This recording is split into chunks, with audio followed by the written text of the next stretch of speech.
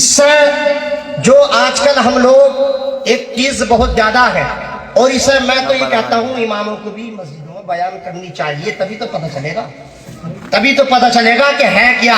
اب لوگ کئیوں اپنی لڑکی کو دے دیتے ہیں یا لڑکی لے لیتے ہیں، دیوبندیوں میں گھس گئے، وہابیوں میں گھس گئے، وہ سب پتہ ہی نہیں، اپنے ایمان کا سودا کر بیٹھتے ہیں چند روپے کے چکر میں، چند سکوں کے چکر میں سودا کر بیٹھتے ہیں۔ اس لیے یہ حدیث اسی کے تعلق سے ہے۔ عن ابی ہریرہ قال قال رسول اللہ صلی اللہ تعالی علیہ وسلم ان مرضوا فلا تعودوهم وان ماتوا فلا تشهدوهم وان لقيتموهم فلا تسلموا عليهم ولا تجالسوهم ولا تشاربوهم ولا تباشروهم ولا تناكحوهم ولا تصلوا عليهم ولا تصلوا معهم۔ اب ترجمہ سنیں اس کا جی۔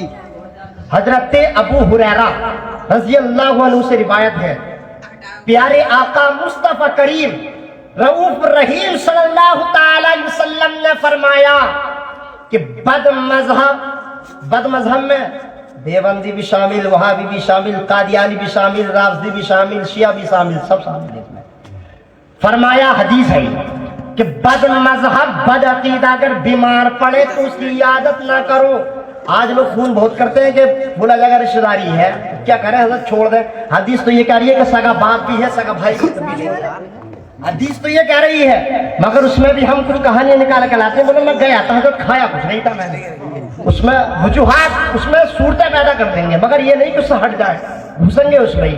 تو اسی کے تعلق سے ہے کہ بد مذہب اگر بیمار پڑے تو ان کی عیادت نہ کرو، اگر مر جائے تو ان کے جنازے میں شریک نہ ہو، ان سے ملاقات ہو تو انہیں سلام نہ کرو، ان کے ساتھ شادی بیاہ نہ کرو، انہیں نہ لڑکی دو نہ ان کی لڑکی لو، نہ ان کی نماز جنازہ پڑھو نہ پڑھاؤ، اور نہ ان کے ساتھ کھان پین کرو۔ آج کل کہاں کھان پین رک گیا، اب تو کیا نام ہے چائے کی چسکی لینے ہیں بیٹھ کے، چائے کی چسکی ہے، بریانیاں کھا رہے ہیں، بولے حضرت بس ایسی چلا گیا، اب انہوں نے کہا تو کھا لیا میں نے۔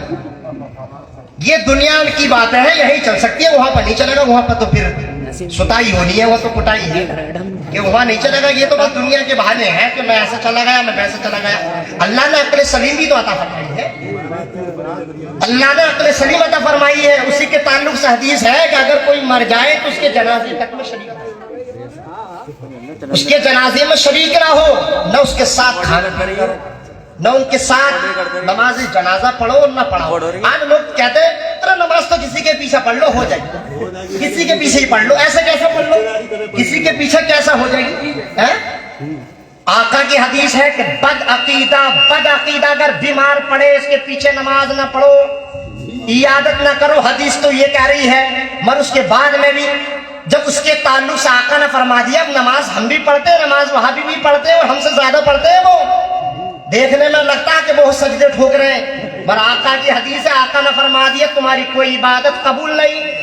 حدیث لا يقبل الله لصاحب بدعة صوما ولا صلاة ولا صلاة ولا صدقة ولا حجا ولا حجا ولا عمرة ولا عمرة ولا جهادا ولا جهادا ولا عدلا ولا عدلا يخرج من الإسلام كما تخرج الشعرة من العجين۔ فرمایا کہ بد عقیدہ نکل جاتا ہے جیسے گوندے ہوا آٹے سے بال نکل جاتا ہے، معلوم بھی نہیں ہوتا۔ کسی کی پیشانی پر نہیں لکھ رہا کہ یہ، کسی کی پیشانی پر یہ نہیں لکھ رہا کہ ان میں کفر بقا ہے یا نہیں بقا ہے، کسی کی پیشانی پر نہیں لکھ رہا، ایسا نکل جاتا ہے جیسے کہ گوندے ہوا آٹے سے بال نکل جاتا ہے۔ حدیث تو یہ کہہ رہی ہے کہ مت پڑھو، مگر جو لوگ یہ کہتے ہیں کہ کسی کے بھی پیچھے نماز پڑھ لو، مگر حدیث نے بتا دیا کہ نماز نہیں ہوگی۔ تو جس امام کے پیچھے ہم نماز پڑھتے ہیں نیت کیا کرتے ہیں، پیچھے اس امام کے جب اس کی نہیں ہو رہی تو ہماری کیسا ہوگی، ہماری کیسا ہوگی۔ جب امام کی نہیں ہوئی آقا نے فرما دیا کہ بد مذہب کتنے بھی سجدے کرے، کتنے بھی روزے رکھے، جب اس کی قبول نہیں تو ہم تو جب باندھ رہے پیچھے اس امام کے تو ہماری کیسا قبول ہوگی۔ کتنے بھی سجدے کرو، کتنے یہ ٹکر مارو، کوئی عبادت قبول نہیں۔ ہاں، اس لیے عقیدے کا ہونا سب سے پہلے، عقیدے سے بڑی کوئی دولت نہیں ہے۔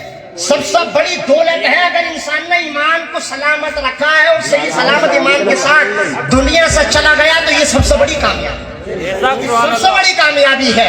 मगर हम ईमान को चंद रुपए के चक्कर में, चंद सिक्कों के चक्कर में कुछ लोग ईमान का सौदा कर देते हैं।